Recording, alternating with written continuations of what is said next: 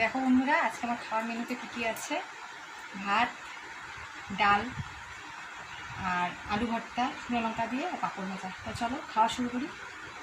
ডালটা একটু ঢেলে নিই।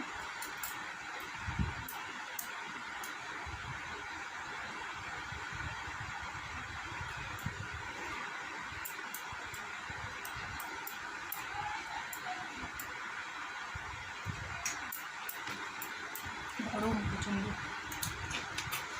পাঁপড় ভাজাগুলো সেই হয়েছে।